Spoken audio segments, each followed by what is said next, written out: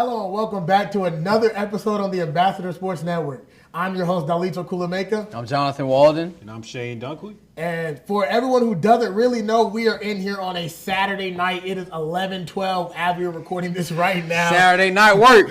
And guess what? Groundbreaking trade. DeAndre Hunter traded to the Sacramento Kings for Dennis Schroeder. Well, let me get your thoughts on that. No. Nah, he's trolling. We're here to talk about That's Oakwood Ambassador basketball. We just Saturday night primetime doubleheader where the Lady A's squared off versus the Stillman Tigers and the men also squared off versus the Stillman Tigers. So I'm not even going to do anything else. We're going to talk about NFL and Super Bowl predictions a little bit later on. But you ready, brothers? Let's get straight to it. Compared to last time you faced Stillman, what improvements did you see tonight? We scored the ball a little bit better. We still didn't score it to the way that I wanted us to score it, but we scored better than 42 points. We a way better team than 42 points. You know, we 9-1 in the conference, and that team, Stillman, it's a tough team. That's a tough team. They play hard. They play hard defense, but just focusing with my ladies, letting them know, hey, we can do this. Just keep putting it to them, letting them know, hey, we missed that shot, but next shot we'll make for sure. You know. So, guys, we just legit came from the game not 20 minutes ago where we saw the Lady A's who squared off first. Let's talk about them. Won an ugly, hard-fought, gritty 53-42 slugfest versus a Stillman team who, quite frankly, looked like they might have had their number early on in the game. The environment felt tense coming out the game. Slow start due to senior night. We'll get into that a little bit later. But what did you guys see from this game that a team who beat the Lady A's just a week ago, 2 weeks ago, now the Lady A's came in at home and dominated? What are you guys' thoughts? I think I said this in the last episode, or maybe 2 episodes ago, right? I said, I think you were saying, and Eric were saying that the Oakwood Ambassadors would never have a showing like they did against this past Stillman game a couple weeks ago, right? Yes.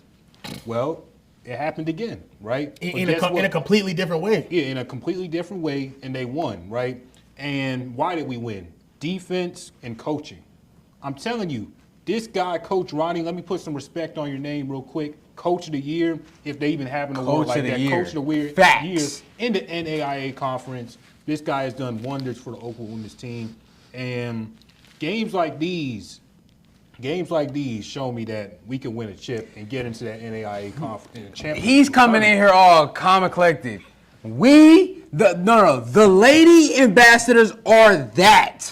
They came in here knowing that the Stillman Tigers got the best of them and not a characteristic loss to the Stillman Tigers. And they put that game in the past and completely moved forward. Kamaria Murray, what a game. Sanaya Keys, what a game. They made sure they put their print on this game. And Tranisha Adams didn't have the characteristic game only because of the defensive gameplay. Credit to the other coach of them denying her the ball every time, making sure she doesn't touch the ball. But I am astonished. These girls are 10-1. We have never seen this from a girls team or from a team at Oakwood ever, and we congratulate y'all. And not wait. Don't even get too we're happy for y'all, but keep going. Keep it coming. Yes. Keep going. Yeah, and I'm gonna give everybody. I want to apologize. It's just the three of us in here, like I said, Saturday night, so we're not gonna have all the fancy camera angles, but we still got the stats for our audience. So Sanaya Keys, like you said, coming to give you guys some context. Last game versus Stillman, 0 for 13. We talked about Way to that. bounce back, This Sanaya. game, the shooting wasn't there like we expected, but she did not stop. In that fourth quarter, going into that fourth, the Lady A's were down. Sanaya Keys was 1 for 5 from the free throw line. In that fourth quarter, she made her impact known, finishing 5 for 8 from the free throw line and finishing the game with 16 points and 13 rebounds. Kamaria Murray, Double. 12 points, Thank you. 4 steals, 3 rebounds. She was the driving force behind this Ambassador offense in the first 3 quarters to keep the offense going. Shania Sanders with some tough layups. Shout out to her. Layups. Morgan Bone getting the offense going out the gate. Tranisha Adams, as we stated, this was the first game this season where she just didn't have it. And I don't even want to say she didn't have it. The defense being played upon her was just make everybody else beat us. She only shot 3 total shots and 1 3 and didn't make it. And credit to Kamara and Murray for taking that load off of Tranisha Adams and being able to bring it up, knock down threes, and make plays for the Lady A's to continue to thrive despite being defensively challenged a little bit with Tranisha Adams being face guard the whole game. And let me tell you, the best shooter in the conference, y'all better be playing that top defense. You want to beat our team, because boy, even if y'all did it and y'all still ain't beat us, come on, bro. Yes, we got more than Tranisha. We got the whole team. We do, and I just want to say before we switch over to the men's, I want to say, like I stated earlier, this was the type of win that I love to see. I told the audience a few episodes ago, I love to work on what you want to work on in a win rather than a loss. Right. And against a team, the only team that beat the Lady A's in conference play, the Stillman Tigers, they came in this game, a hard-fought game, down to the wire almost in that fourth quarter. That Lady A's, like Shane likes to call them, the 2015 Warriors. Yeah. They were just a quarter late before they went on one of their patented runs, outscoring Stillman in that fourth quarter and completely shutting them down. So hats off to them. This type of win makes me even more confident in how I feel in the title hopes. Hats off to them, and also hats off to our seniors, Brittany Howell, Madison McDonald's, Tranisha Adams, Alicia Rezor, and Jakala Diawara. We love what you guys have done this year for this team. Big shout out to Madison, man. We hate to see you not in a uniform this year. We know you had a career or season-ending injury, and seeing you go on the court and pass that amount, I was over there tearing up, and Lisa can testify to that. I was over there tearing up because I know that you came here wanting to be able to win with these girls, and being able to see them win, it hurts to not be literally on the court with them, but you're there. I see you there motivating them and keeping them pushed, keeping them accountable, and you've done a great job being a leader for them, and I'm just happy. I'm happy. It's bittersweet. When it comes to seniors, it's always bittersweet. So we love you guys. We want to shout you guys out. Big shout out to y'all, and man. Yes, they outscored the Stillman Tigers 19-9 in that fourth quarter, building up the biggest lead to 13 points in that ugly win that we just saw. Now let's switch over to the men's game, who lost in an ugly, tough, hard-fought battle, who lost 63-59. It was a slow start in the first half. They started forcing some turnovers, leading to some easy fast break points midway in that first half. But guys, this team, they're 2-2 in their last 4 games. What can this team do to continue to find success like they did in those past 2 games that they won? I'll tell you what. Let me get this one, Shane. I'll tell you what. You have to start the game the way you guys end the game. We tend to see this reoccurring thing where we start the game slow, and then we're down by 20. In this instance, we were down by about 15. And then when the game gets towards the end, we want to climb back and play our hearts out. No, we have to start the game with the same energy we end the game with. I don't like this dip that we have that we start the game, like I said, just not low energy or not doing the things we need to do. If we take care of it from the start of the game to the end of it, I bet you this season would look half as better at what it looks like right now. Yeah, and I got to piggyback on John. I got to say this first. This team is not as bad as the record would tell. It does, and they're only 4-6 in conference play, and all of those but one, the previous game to Stillman, have come by single digits. They are right there. And to piggyback off of John, I don't know how many games, probably every Oakwood home game that I've attended, and that's about maybe 4 or 5. We know you like to watch on the stream. Yeah, in the comfort I'm a of your stream room. guy. But every Oakwood men's basketball game that I have watched, it's the same theme. They're down by 10 or 15 pretty much the whole game, and then in the last 3 minutes, they give everybody false hope and lose in a heartbreaking fashion. Yeah. By some stuff that could really be adjusted to. Last game it was free throws. We couldn't hit free throws. And I'm gonna be honest, it was free throws for this one too. Yeah. We went 2 for 8 the whole game. First of all, we have to shoot double digits free throws, but going 2 for 8 is unacceptable because we lost by how many points, guys? 4 points. And we didn't make our first free throws of the game until 2:05 left in the second half. Shout out to Todd Jeffers. My goodness. Way to hoop. He hit the last 2. Did you hear what he just said, though? We were 0 for 6 the whole game up until the 2-minute mark in the second half. Come on, guys. And check this, right? Check this. Other side of the ball. I don't like to give other teams credits, but in the last 2 or 3 minutes of that game, I don't think Stillman missed one free And mind you, throw. they had been shaky all night Right. at the and line. They, and they shot about 10 in the last 2 minutes, right? And we got hold on. And now that I talk about the other team, we got to.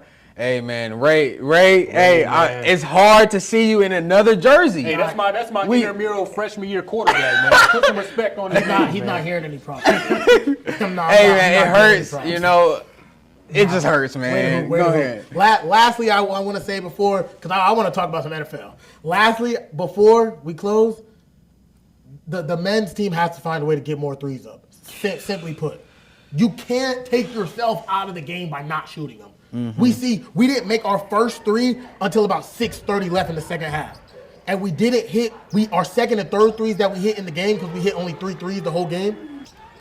They were in desperation time with 40 seconds left. Joshua Barnett, what a shot. And then Damon Fan, what a shot as well. And Mr. Griffin, too. Yeah. Griffin. Griffin. No. Griffin hit it with 6:30 left. That's what I'm saying. Two out of the 3 shots that were 2 out of the 3 3-pointers that were attempted. Those 3 those 3 were off of a pass, off of a driving kick. pass. We can get, because Damon Fan hit the one where he just stepped the back, isolation. and Griffin hit a kick out, and Joshua Barnett hit a kick out as well. But that's what I'm saying. I'm saying shots like Damon Fan's shot, even Joshua Barnett, because that really wasn't in the flow of the offense, because that was the first 3 Barnett shot in about 2-3 games. Yep.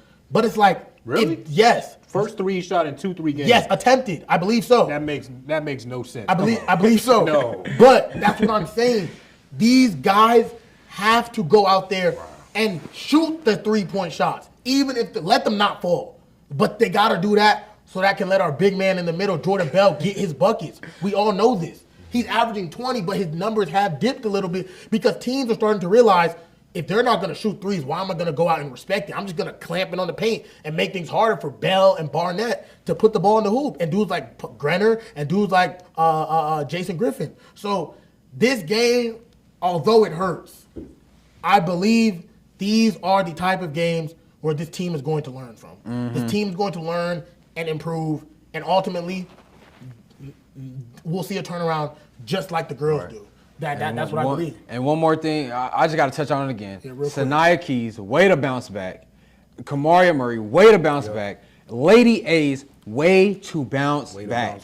What a job we seen today. What under pressure, you guys did not crumble. And shout out to our 6th man, the Ambassador fans. You guys were helping the Lady A's be able to pull that win in for us, and I'm just proud of. I'm just so happy. I'm so happy, bro. The Lady A's advanced to 10-1 in conference play, and the men ambassadors dropped to 4-6. But these teams are going to go away from us for a little while. Their next 3 games are on the road before their last home game next Thursday, February 12th. Blackout. I'm excited. I can't wait for that. It's a blackout. You guys, It's fans, be there. It's another team's funeral. That's all I look at it as. So without further ado, and before we go, shout out to men's seniors as well. Yes. Shout out to Yeah. Jordan Men Bell, seniors. Naftal, Fred all Parker, them guys. Fred Naftal, Parker. Greener Polynese, Jordan Bell, and Julius Mitchell. Yes, for sure. Shout out to you guys. And let's go talk about some NFL. Sam Darnold and Drake May. Super Bowl time. Hey, man, trying to change his tie, too.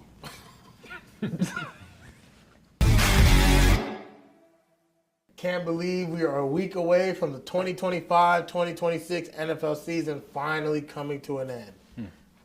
Man, it feels just like yesterday. We came up here. I was hopeful, the Raiders are going to do something this year. The Chiefs, were they going to bounce back from the Super Bowl loss?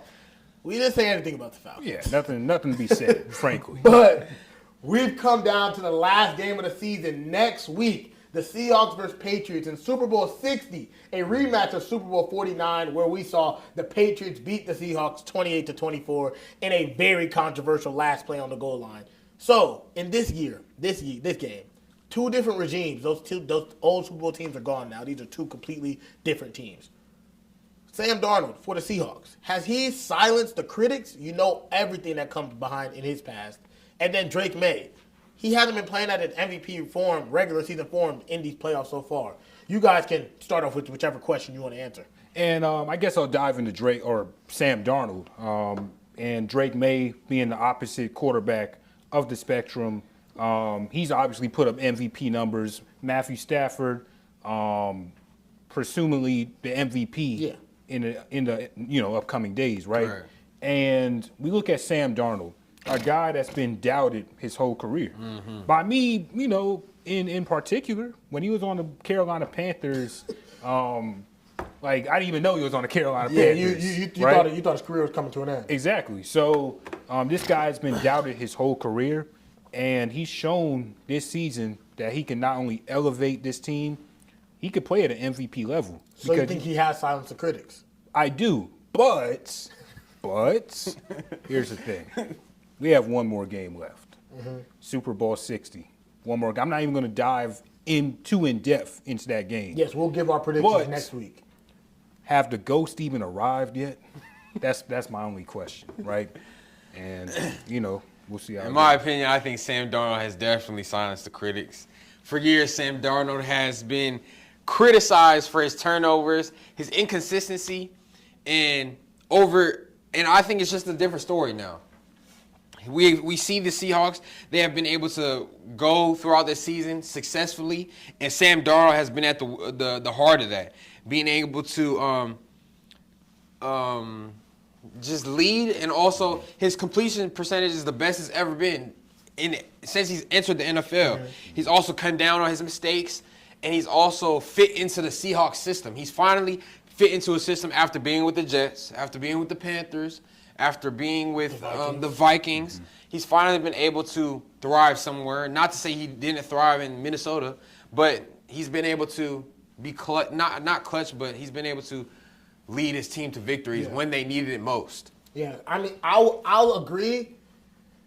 Me, Darnold, especially with the win against the Rams. Yeah. That was a phenomenal play style by Darnold Sam hasn't Darnold. completely convinced me yet. I am a believer. What he did versus the Rams, I came on here last week and said I was prepared for him to wet the bed.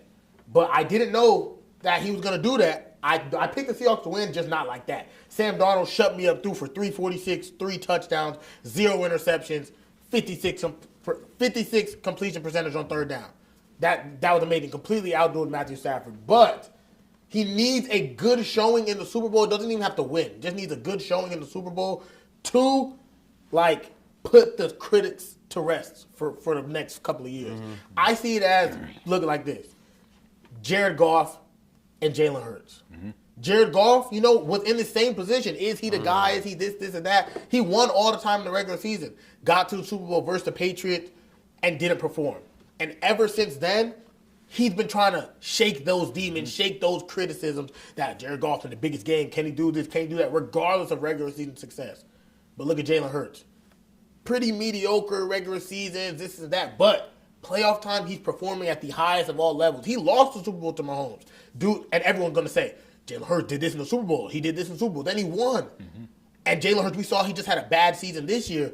But what are we still holding our heads on? He might still be a top 10 quarterback. We're not going to get into that. But he might still be top 10 because of what we've seen him do at the highest of all levels. So I believe Sam Darnold can play well in the Super Bowl like he did against the Rams. I believe win or loss, the criticisms are dead because he's won the most regular season games over the past 2 years of any quarterback, including the playoffs. So real quick, we can go over to Drake May. And before we even transition to Drake May, it's going to be quick. What matters for Sam Darnold now is what he does in the Super Bowl.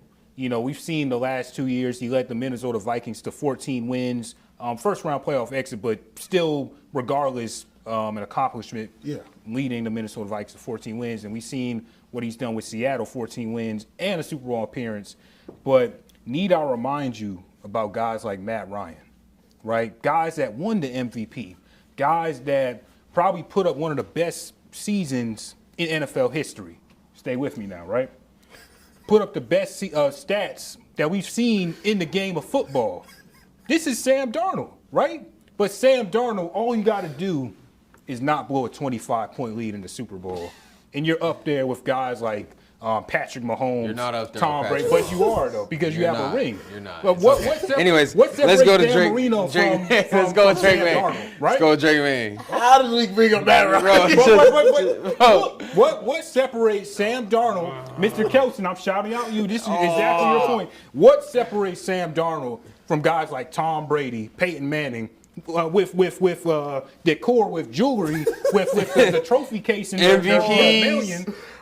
All You pros, just said Drake May played Pro in- Bowls. That's what separates Tom Brady. years And in a row. no, it doesn't matter. That's what separates Let's them. But talk we're about not the gonna get Patriots. into I'm them. putting Sam Darnold over Josh Allen. Move to the I'm on the set with buffoons. Let's talk about Drake May real quick. Drake May facing a shoulder injury. What he hasn't played at his MVP. He hasn't played at his MVP caliber level in these playoffs. Will he do that in the Super Bowl? No. His first Super Bowl, second year in the league. No, the playoff dip is a complete red flag. The Chargers, it was all right. It was mid, bro. Yeah, it wasn't anything. Then we special. go on to the Broncos. They had a hurt quarterback. So now you're playing up against a And don't even forget about the you're Texans. You're playing up against a hurt quarterback. Then you go against the Texans. C.J. Stroud is throwing donuts everywhere, all over the place. Like you're getting free runs all over. Every matchup you play is free. Patrick Mahomes prayed for opponents like this. He has to go through Josh Allen, Lamar Jackson, and different caliber quarterbacks. And this man in the AFC Championship threw for 86 yards. Okay, it was snowing. I don't care, bro. You've been playing football your whole life. A little bit of snow, you can't throw 100 yards. It doesn't matter. I think this dip. Jared Stidham threw for 100. Jared Stidham threw for 100.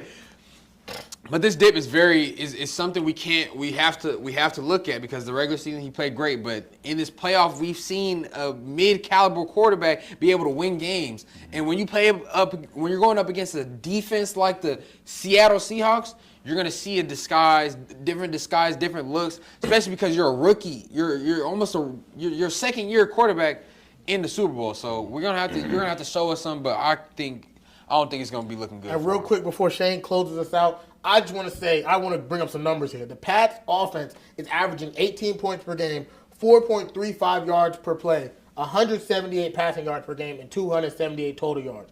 Their regular season stats are 29 points per game and 379 yards per game average in the regular season.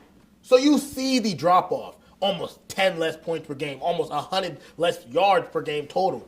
So Drake May, you're going to have to perform, especially against a great Seahawks defense. He's going to have to perform. Will he perform at that level?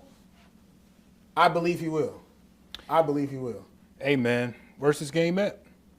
Santa Clara? Santa Clara. San Francisco. You ever been to Santa Clara? Yeah, I actually have. Nice been to San weather, Francisco. sunglasses. I heard it's nice around this time. Definitely better than New England, right? Or even Wizards, Denver, or even Denver, Denver, where the game was right? held. So the point I'm trying to make, I've been watching Drake May this whole season, and 3 games of treacherous weather that probably the worst weather America has seen in about 20 years, right? I'm just going off he's a weatherman. of the head, Now right? he's a weatherman. Right? You can't blame that on Drake May. Drake May basically played in a blizzard for 2 straight weeks, right? NFL quarterback who gets millions And guess of dollars what? Can't what? out-throw a backup in the snow. And guess what? You know who also He's still plays the in Super Bowl. blizzards? Patrick Mahomes. Josh Allen, And Josh Patrick Allen. Mahomes, Yeah. Lamar Jackson. No, I'm not Yeah. giving you no But excuse. Josh Geno Allen- Smith, Geno- Jared Stidham. These are average backup I'm not quarterbacks giving who you play that. in these same But I'm positions. not these giving you backup that. quarterbacks No, are not I in can't. and are not in Super Bowl 60. It doesn't matter. Josh Allen will never sniff a Super Bowl. Close the show Agree. out. Y'all lucky I wasn't here talking about Josh Allen. It's cool though. Close it out, bro. Hey, thank y'all for joining us. Oh, y'all so lucky. Oh. Hey, thank y'all for joining us for this edition of the Ambassador Sports Network. I can't wait to be proved right in about a week. Same with John and the league, whatever y'all said. I can't wait to be proved right. Definitely exciting times to come. We hope that y'all enjoyed this episode and y'all enjoy the ones that are to come. Have a good one. Thank you for watching the Ambassador Sports Network. Make sure you like, comment, and subscribe, and tap that bell so you're notified every time we post.